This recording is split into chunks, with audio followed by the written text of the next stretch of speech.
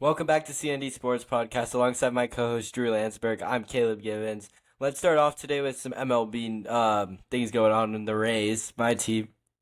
I just got back from the game and they're just doing great right now. Caminero had a historic streak last week, hitting 11 home runs in 11 games, and they've extended their lead to 5 over New York. Drew, what do you think about this team that's really surprised this year?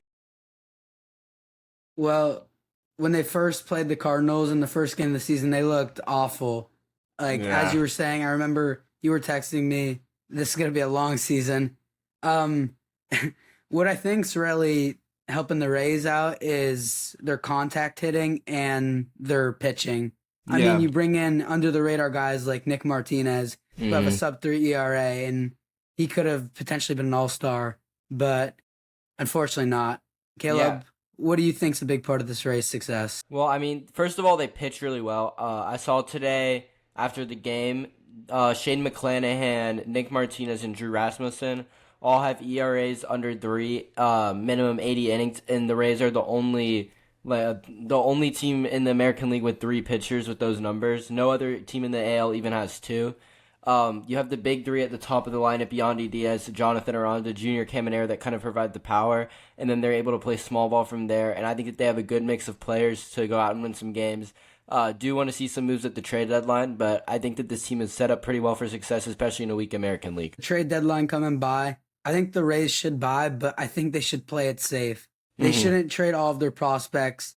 Maybe go for guys, keep the contact rolling. Maybe trade for a guy like Luis Ariz, maybe. Yeah, Maybe acquire a catcher if you're feeling uncomfortable about the whole yeah, Fortes. he's been okay, but Yeah. And maybe a couple arms in the bullpen. hmm But other than that, I mean, Rays obviously first in the AL East. Keep it up. They'll make the playoffs and hopefully go for a deep run. yeah, I definitely agree. Make some moves, but you also don't want to pull something dumb. Joe Ryan for Nelson Cruz, the Rays did a couple years ago. Famous one right now that everybody's talking about: the Mets trading Pete Crow Armstrong for Javier Baez. You don't want to do something like that, but you definitely do want to go out, make some productive moves. Well, some controversial managerial decisions the last few days in Major League Baseball. Um, in the last, I think, 4 days, 2 pitchers have been pulled in the seventh with perfect games. Tonight, Don Kelly pulled Jared Jones with the perfect game, and the bullpen would end up immediately blowing the perfect game, and then the Pirates actually lost the game to the Braves. And then a few days ago, Clayton McCullough pulled Uri Perez from a game with the perfect game in the seventh. And the fans in Sacramento were actually booing the Marlins for pulling their pitcher, because nobody wants to see a perfect game get like broken up like that. And I just think that it's kind of ridiculous to me when you have a pitcher who's dominating. He has a chance to make Major League history. He's 9 outs away. Why don't you let him go? If he gives up a hit, gives up a home run, something happens, then obviously you pull him. But I'll just never understand not letting a pitcher go for history. Yeah. I mean, obviously, Yuri Perez, 7 innings. I'm pretty sure just short of 90 pitches. Definitely in contention to finish the perfect game. Um, the Marlins manager, Clayton McCullough, stated that he just came off the IL and they didn't want to re-injure him. Obviously, the Marlins have been playing good in June and early July. Uh, I mean, I respect the decision. Well, as you kind of see the NHL offseason begin to unfold to your Stanley Cup final ended about 3 weeks ago. Free agency's been going on for about a week. You'll kind of see like things shape out, and we'll start to understand who's a winner, who's a loser, who's done what. But just looking at things kind of early, the San Jose Sharks are a team that's kind of had a really weird offseason. Their draft went really well, and then free agency, they made a few questionable decisions. You pay a little more attention to kind of the young prospects than I do, so do you want to cover the draft at all? Yeah. So, after trading William Eklund, they were expected to draft Ivar Stenberg. It was the right decision, even just because Chase Reed or other defensemen, because they needed one, were on the board. You still have to take Stenberg. He's, in my opinion, better than McKenna. We'll see how that unfolds, and obviously in a couple of years. Keaton Verov, who a little overrated prospect, still getting him at 9 is a great pick, and then Ryan Lynn at pick, I want to say 20 or 21. Also great pick. Both going to be future defensemen who you're going to want in your team.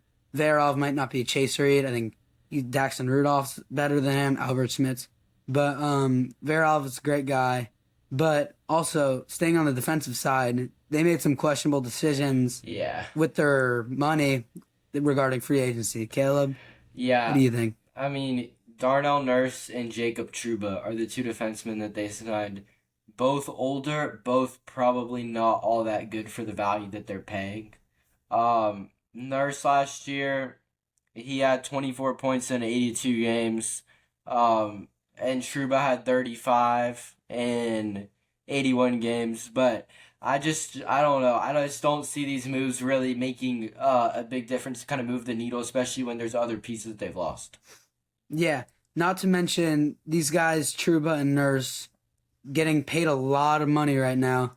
And these are two defensemen that tend to turn the puck over Yeah, than most yeah. defensemen. And having them both play on the same line as each other, you'll never know. I mean, I might be mean, disaster in San you Jose. yeah, you might see, especially if they are able to take another leap, make the playoffs. Who knows? I think that you could just, but even in the regular season, I think that you could just see constant turnovers and defensive mistakes kind of burn them. Hmm. And not to mention that Macklin Celebrini now eligible for a contract extension. I'm sure they'll get their guy extended. Yeah. Um, Will Smith, we'll see about that. And I'm worried about their cap situation for the future because it seems like they just put that all down the drain and spending $8 million in Jacob Trouba is kind of a joke to me. Yeah. And trading for Darnell Nurse, not being able to retain any money, not good. Mike Greer, don't end up like your brother Chris.